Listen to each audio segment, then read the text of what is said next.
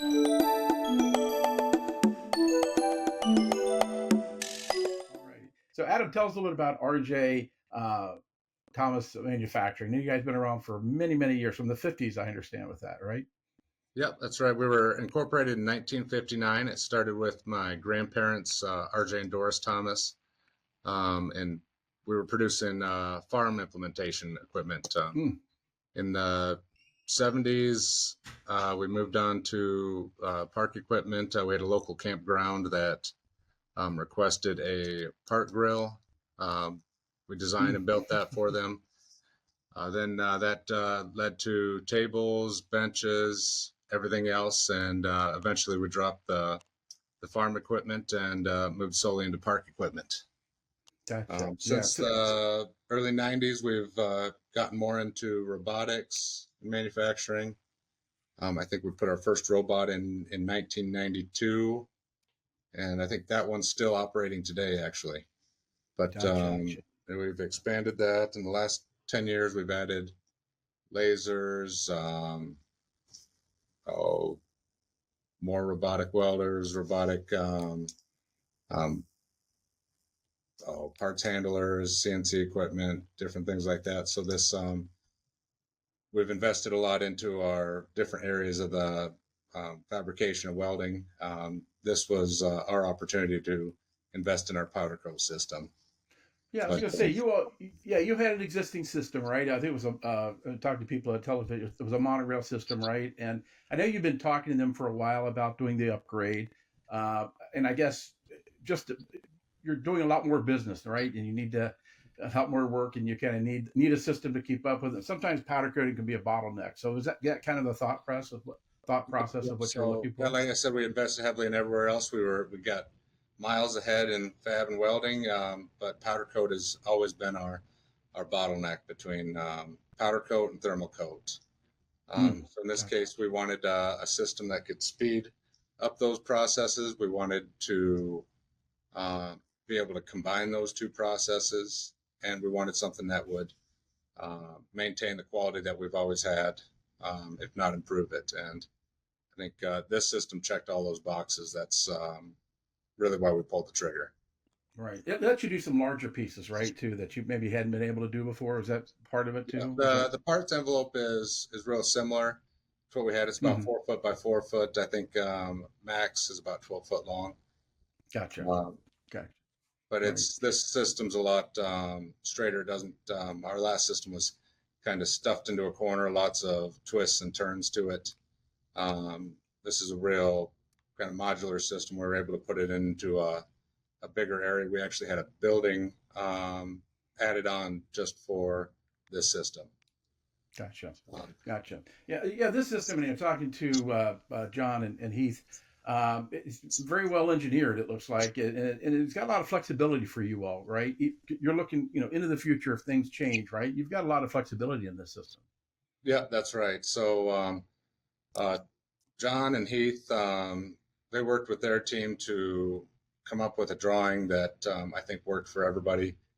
They planned for the future. They planned for the additions of the thermal coat system to the system. We can add, oh, uh, let's see, well, we can add more powder booths.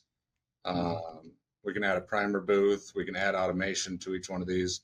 This system comes with automation and a fully automated wash.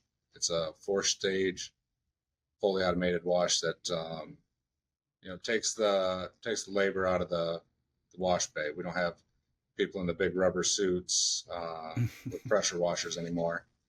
Right. That's always been the most hated job out in the plant, and we're happy to do away with that one. These guys can focus on packaging and other steps in the process. Right. Yeah, I understand from talking to them the wash system, again, very sophisticated. You can vary aspects of that wash, right, and really tailor it. And how important was that for you all to have it that way Oh, it's great. So you can change the recipe for every different part that goes through there. It's then? we've got some parts that require a lot more time in the wash, require different temperatures. It can a more thorough rinse. a number of different things that this system can do. That's that's been great. We've got parts that need to get washed inside and out. You can change some of the jets if necessary. We've had to adjust some of them to try and get a thorough wash over all our parts, and um, it's been great. It's a lot of parts that we never thought you could wash with an automated system inside and out, and this one does it. Right, right. I was going to say what they call the smart control system, right? Which again, it gets back into that customizing certain things. That's got to be a big plus to have that ability to do that, those controls. That's right. So with the control system and the way this system's built, um, like I said, you can have different recipes for different parts. They can take different routes through the system. Um, if we're going to thermal coat a part, it can skip a whole section of the system, go straight from the wash and the dry to the thermal coat area. Um, any parts that are powdered, they go from the wash, the dry to the powder coat. And then we've got a 2-lane oven. So if you've got parts that take a lot more time to dry, they can move into a slow lane and everything else can just breeze right on by them. So that's really sped Right, up our production. We get a lot more parts through the system in a day, and it takes less right, people to do it. right. When did this system go online for you officially? Where you're going full bore with it? When did that go online? Oh, it was early, I would say May, somewhere around May, In May. Okay, April, May. gotcha. Right. Is this system collect a lot of data for you that you guys are utilizing? Is it something that is Yeah, able to do it that does for you? collect data. It's not something we've used heavily yet, um, but we're working on a new ERP system right now.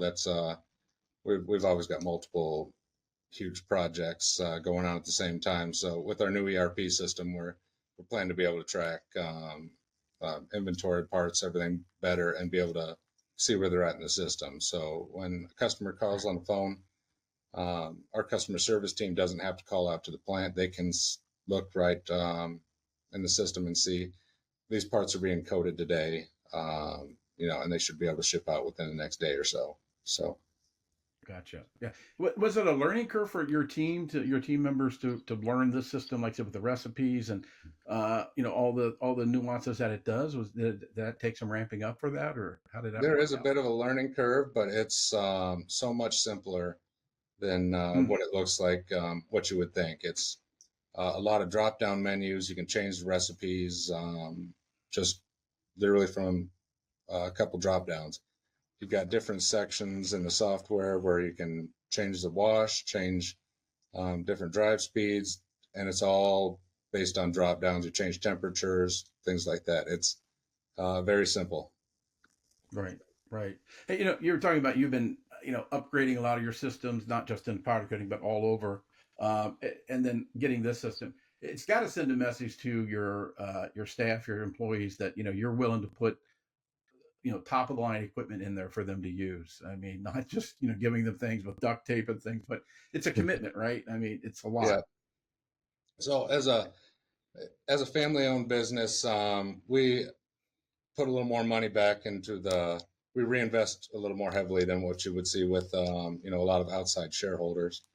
Hmm. Um, as our family's heavily invested in the business, so we want to see it continue. So instead of taking huge dividends every year like you would see at a publicly traded business, we put all that money back into the company. I think it's we try to invest at least $1 million a year. This system Hmm. was much more than that, but it's not one we can do year after year. But I think our employees appreciate that, and it takes some great employees to run this type of equipment. Hmm. It's not people you can just pull off the street and put on a Right. machine. It takes a lot of time and training, and we don't have a lot of manufacturing in our area of the state, so there's not a lot Hmm. of places we can pull people from. So Right. Well, when just we like try to any, pull with people in, we like to keep them, right. and so we like to keep them happy, and they do a great job for us. Yeah, I was gonna say just like welding, any other type of manufacturing craft. Powder coating is important. You got, if it's not done right, it's going to fail, and the part's going to fail, and you're going to hear about it from customers. So Yeah, and the problem is with definitely powder coating, you don't know until a year or two down the road.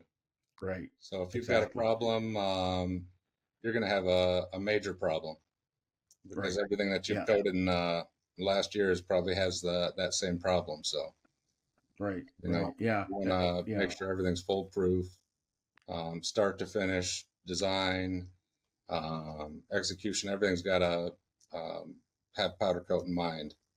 Got to take off right. all the sharp edges, um, no tight seams that are going to hold water through the wash, dry, and Mm. powder. Uh, there's lots of different things that have to be looked into.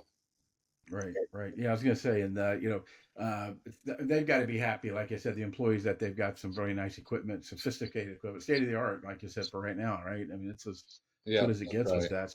Yeah, with that, and like I said, yeah, I don't know, was the coding process a kind of a bottleneck for you? Because I know throughput is so important, right? You've got to get parts out the door, got to get equipment out the door that you're selling. What was that a bottleneck beforehand, or was it not Yeah, so it's much? it's always been a bottleneck for us because of our tight labor pool. It's the same guys that run the powder coat system that are also packaging. So Gotcha. with this system, we can run it with as few as 3 people, whereas our old system would take a minimum of 5 to 6 people. So that's those are guys we can pull out.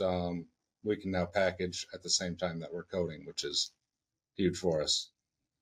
Right, right, yeah, like I said, a lot of thought and design. I know I saw kind of the schematic of it. It looks very sophisticated the way they got it, and a lot of I know that we talked earlier about gives you some flexibility with it, and if it's you don't have to go back to the drawing board if you want to expand the system. It seems like it's ready to go 10 years down the road or 7 years down the road if you need to add some more things. Is that kind of the thought process of why you wanted a system like this? Or, That's right. Yeah. So they actually we planned for the expansion. They put in different track switches in different areas where we have planned expansion. So when we do expand, they don't have to tear out entire sections of track. They can just build off of these switches. They're like basically like a railroad switch. Um, gotcha. so it's yeah, you can maintain different carts. You can just pull them out of the system without breaking in a chain driven system. You'd have Right. to maintain it. You have to take the whole system down. So this one's very modular, very maintainable.